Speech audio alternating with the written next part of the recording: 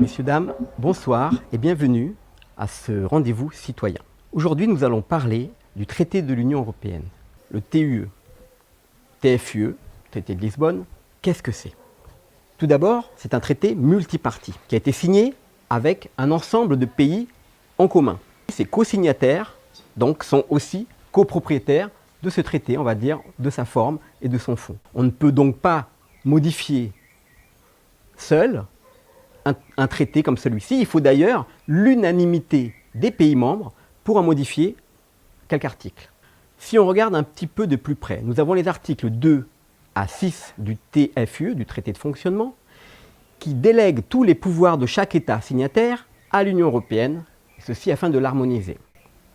Nous avons donc les pouvoirs régaliens de l'État français donc, qui ont été transférés à l'Union européenne. Nous avons la concurrence, le marché, la douane, la politique économique, donc le social, la santé, les retraites, le travail. Et nous avons également la monnaie, donc la monnaie commune.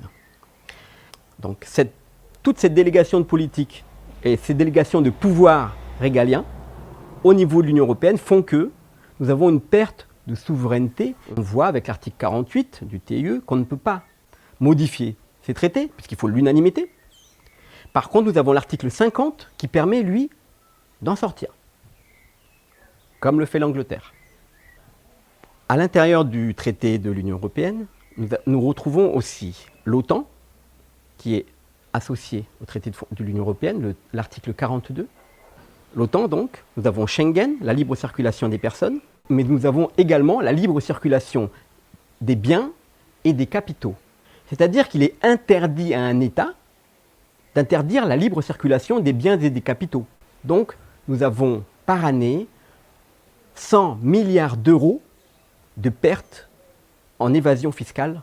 On ne peut plus parler de fraude fiscale puisqu'aujourd'hui, elle est totalement autorisée dans le cadre de la libre circulation des biens et des capitaux que nous pouvons voir dans l'article 63 du traité de fonctionnement de l'Union européenne. J'espère que ce petit éclairage sur qu'est-ce que l'Union européenne vous a aidé et vous a permis de comprendre quelles sont les causes des problèmes des Français, puisqu'on le voit, toute notre politique, qu'elle soit sociale, économique, de la santé, des retraites, de l'éducation, est totalement au service des directives de Bruxelles.